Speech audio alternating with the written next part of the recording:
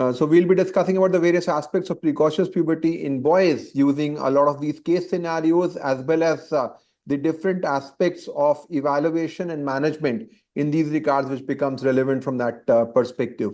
So precocious puberty, as we were discussing, is something which is rarer in children as compared to the adult population, as compared to the female, in compared to the boys will have lesser chances of having precocious puberty. But once they have precocious puberty, there is a greater risk of developing a pathological cause in that regards. And that's something which is important to understand from that perspective. So we have this 5-year-old boy who presented with early puberty, and we can see clearly pubertal development was there. And there was a level of LH and FSH which were not elevated. So usually we expect this to be a central precocious puberty where you have a high level of LH and FSH.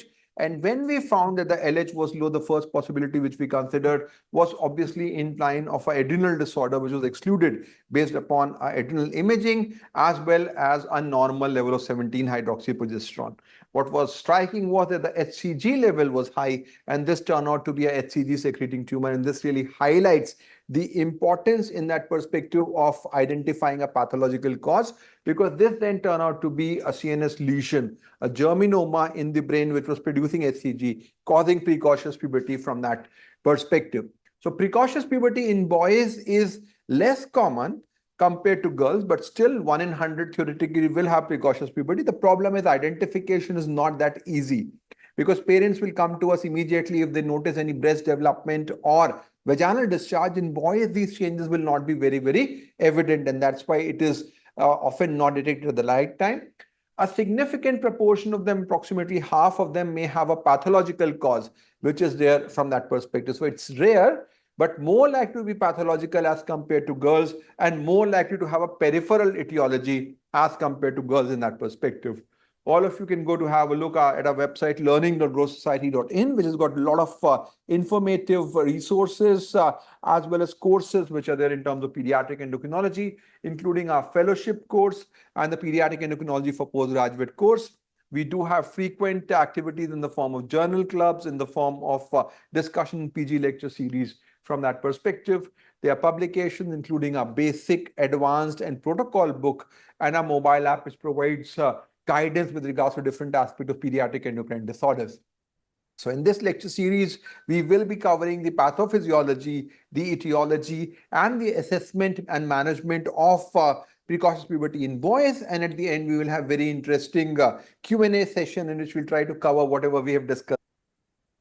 Thank you, sir. So we'll start that we all know that the precocious puberty in boys is less common, but it is much more pathological in comparison to the girls. So we'll start with the etiology of the precocious puberty, which can be divided into two parts. Number one is the central part, which is the 50% of the chunk is presented as a central precocious puberty, where we have a high LH and FSH level, as well as increase in the testicular volume. Among the central precocious puberty, the most commons are the idiopathics, though less in comparison with girls, where there is 90 to 95% of central idiopathic precocious puberty. Here, the percentage is around 30%. One shouldn't miss the organic or the neurogenic causes of precocious puberty, which contributes around 20%. Among them, the most commons are the CNS lesions or the tumors. That includes the hematoma, glioma, hydrocephalus, or arachnoid cyst. Some genetic or rare causes of genetic forms like MKRN3 defect or DLK defect may present with familial precocious puberty in that scenario. And one should ask about the insults that has been happened to the children in form of radiation, any infection to the brain, or any trauma to the head. Comparison to the central precocious puberty, boys have much more incidence of peripheral precocious puberty, around 50% both, and the most common causes in them are adrenal pathologies and some testicular pathologies. In adrenal pathologies and overall, the most common cause of peripheral precocious puberty is 21-hydroxylase deficiency, the congenital adrenal hyperplasia, contributing around 40% of cases. Other differentials in that scenario, like 11-hydroxylase deficiency, where there is hypertension associated with congenital adrenal hyperplasia, and adrenal carcinomas are present. In the testicular form, there could be the presence of testicular tumor, any HCG producing tumor, or testotoxicosis. that can contribute precocious puberty in boys. Now we'll go one by one. First, the hypothalamic hamartoma. Hypothalamic hamartoma is not a tumor in the truest sense. Basically, this is a abnormal migration of subnormal tissue in the abnormal place, or we can say a congenital malformation it is. This hypothalamic hamartoma causes precocious puberty, and there are different thoughts about this precocious puberty, how it causes precocious puberty. Some says that hypothalamic hamartoma increases the GnRH pulses, which can cause precocious puberty. Some says there is increased production of TGF alpha-like growth factors, which can contribute to that. But the most acceptable theory regarding this is it inhibits the inhibitory signals on the gonadotropins, leading to increase in the gonadotropin secretion. In this setting, the hypothalamic hamartoma is usually seen at the base of the third ventricle or the tuber cinerum, and it is usually a pedunculated mass.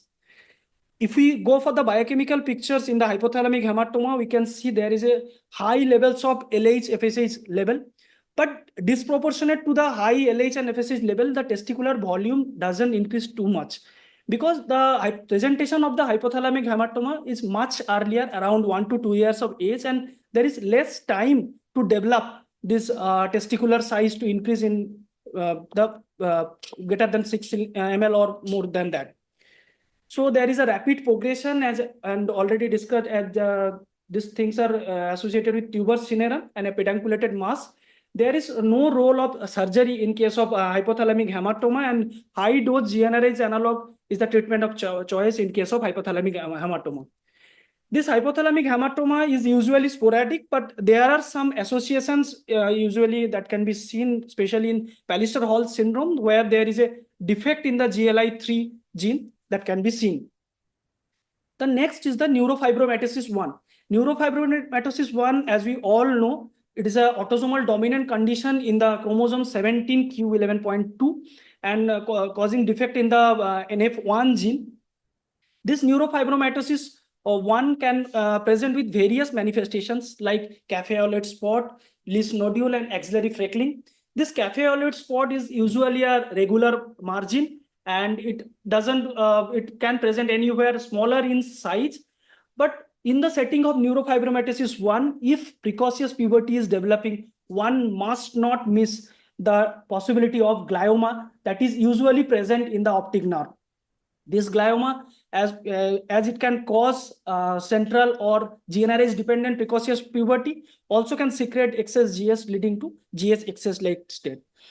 The causes of precocious puberty in neurofibromatosis 1 is not only the optic nerve glioma, but sometimes there are other pathologies like hamartomas can be present, or some tumors causing the compression in the brain that may lead to precocious puberty in this child. The next is the HCG tumor. As you all know, this HCG producing tumors can cause central precocious puberty in the boys as well as peripheral precocious puberty. The most important central precocious puberty in this child due to the intracranial HCG producing tumor or germinoma. These germinomas can be present in the two regions, in the pineal region as well as in the stalk.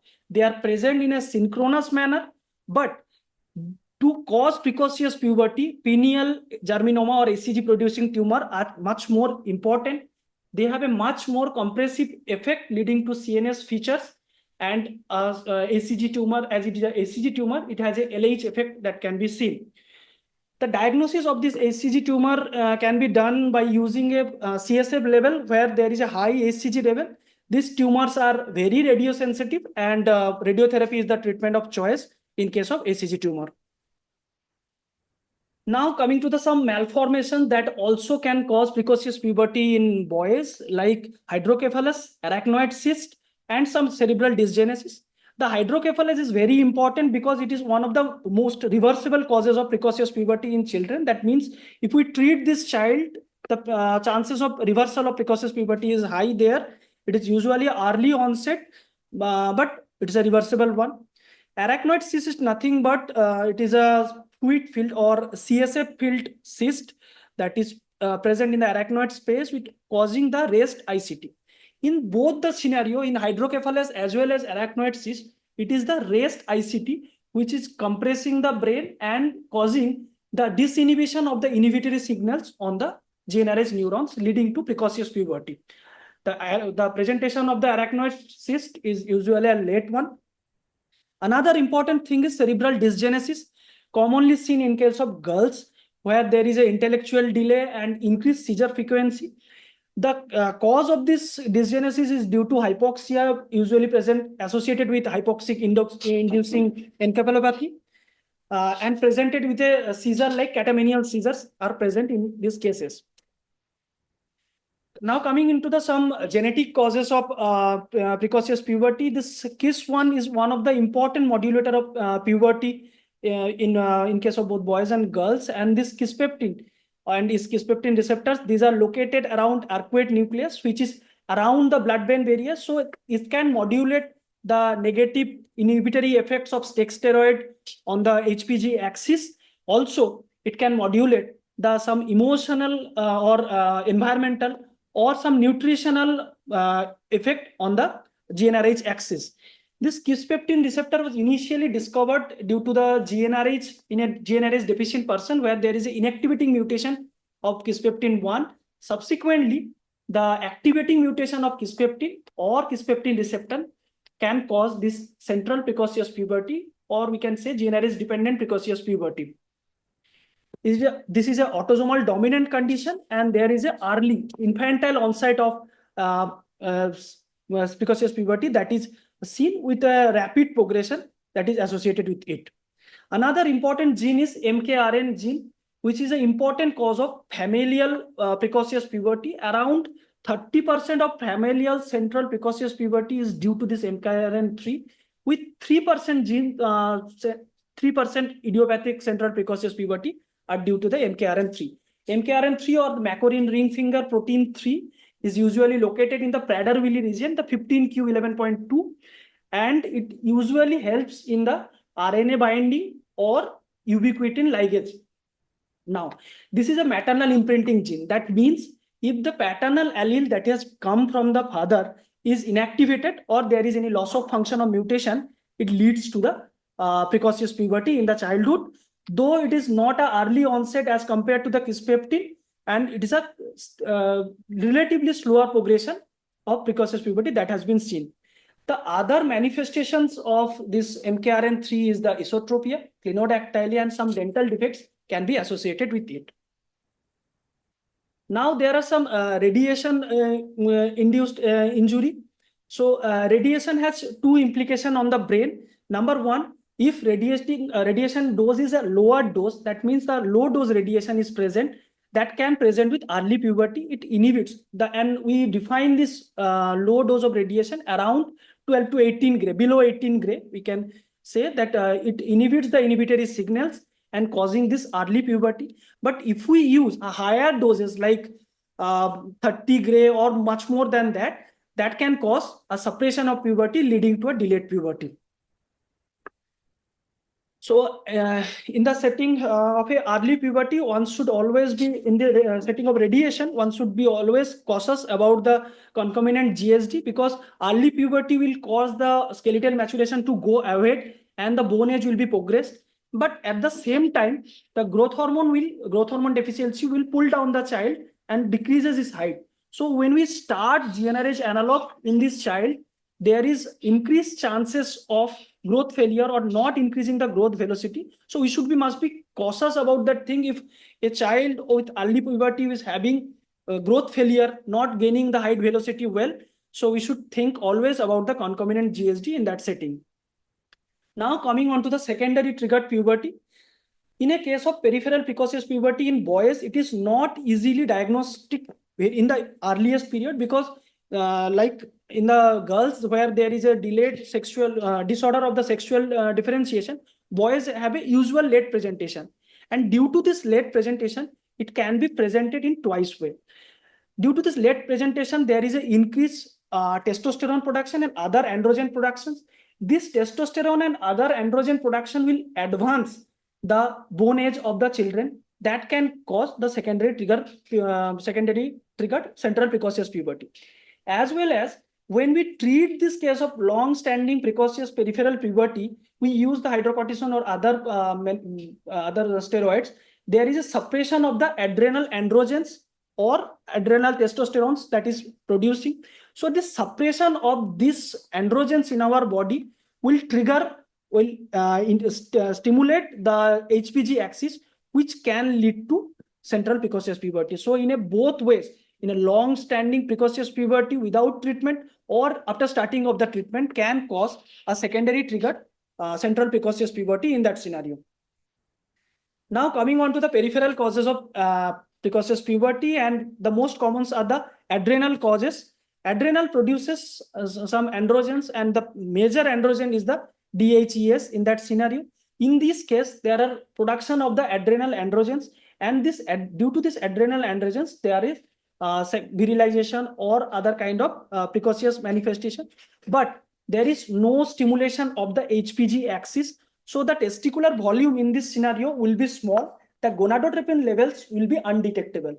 The most two important differential diagnoses in these cases are congenital adrenal hyperplasia, which will be a gradual presentation with presentation of presence of the pigmentation. Another one is the sinister one, the tumors. That should be a rapid presentation and presents with the hypertension. We'll come one by one regarding this. Now, this precocious puberty we have already discussed can also lead to secondary central precocious puberty in the boys. Now, 21-hydroxylase deficiency, we all know the most common causes of peripheral precocious puberty as well as most common cause of CAH. It is due to the deficiency of 21-hydroxylase leading to low level of mineralocorticoid, low level of glucocorticoid, but high level of androgen. Due to this, there is the peripheral precocious puberty, and it is of two types. One is the salt wasting variety, where there is a low mineralocorticoid is associated with it, and another is the simple virilizing variety, where there is mineralocorticoid levels are not so low. The diagnostic test of this 21-hydroxylase deficiency is 17-OHP progesterone, which is very high in this scenario. And the treatment, we all know that the management is using hydrocortisone and the fludrocortisone in terms of mineralocorticoid replacement.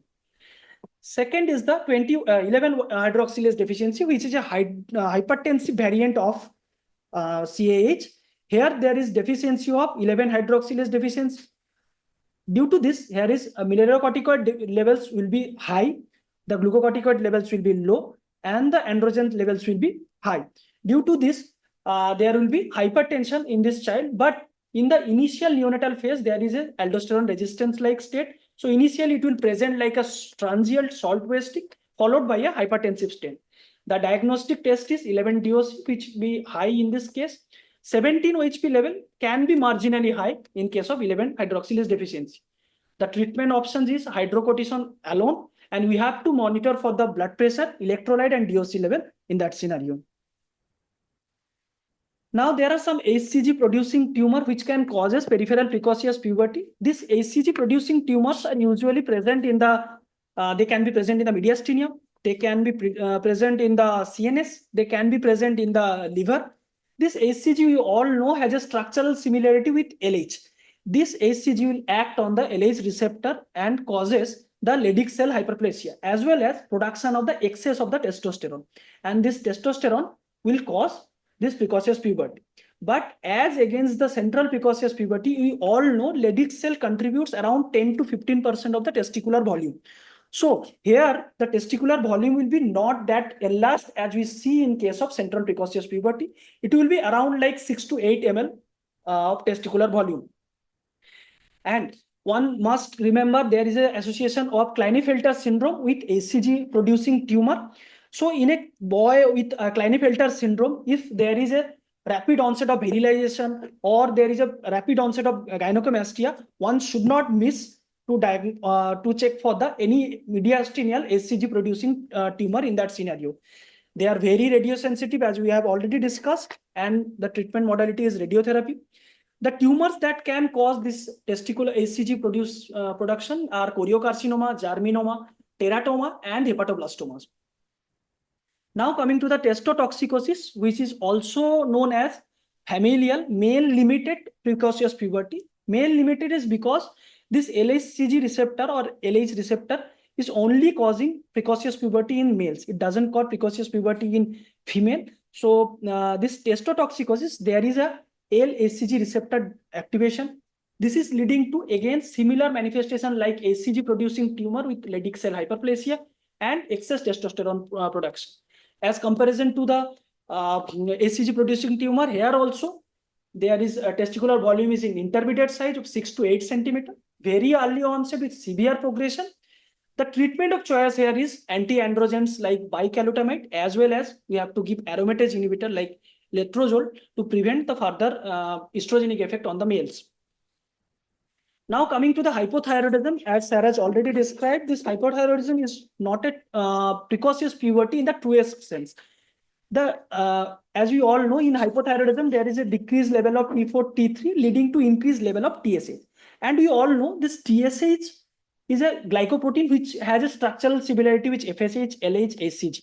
So this high level of TSH will act on the FSH receptor in the males and causing the Sertoli cell enlargement. So the presentation here is macroorchidism without any virilization will be present. There will be no puberty present. This is a similar condition that is also seen in case of girls in that is called also known as Van Wyk-Grumbach syndrome, where there is a breast development, no pubic hair, menstrual bleeding, as well as ovarian cysts are present. The treatment of choice in case of hypothyroidism is only thyroxine replacement that will resolve this issue. Now coming on to the McCune-Albright syndrome. McCune-Albright syndrome is a post-zygotic somatic mutation that is usually seen in the GANS gene. This gene is nothing but it is a gene that is controlling the alpha subunit of the GS stimulatory pathway. The LHCG, LH, FSH, TSH, growth hormone, ACTH, all the glycoprotein hormones, they are using this pathway to manifest their effects. So due to this LHCG excess effect, there will be intermediate size of testis.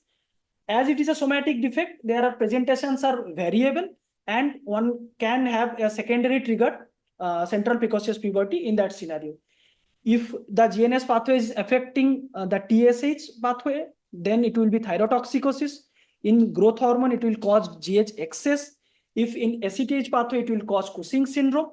And in MSH or MSH pathway, it can cause hyperpigmentation or sometimes cafe aloid spot can be seen.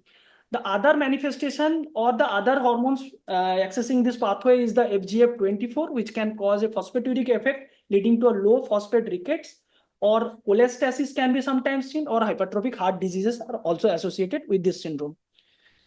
Now coming on to the adrenal tumor, it is one of the sinister pathologies of peripheral precocious puberty. One should not miss this adrenal tumor. It is an androgen secreting adrenal tumor which is very rapidly progressive and causing precocious puberty. So the investigation of choice in this case would be doing a CT scan, because the USG can sometimes miss this adrenal pathology, and that management of choice is surgery.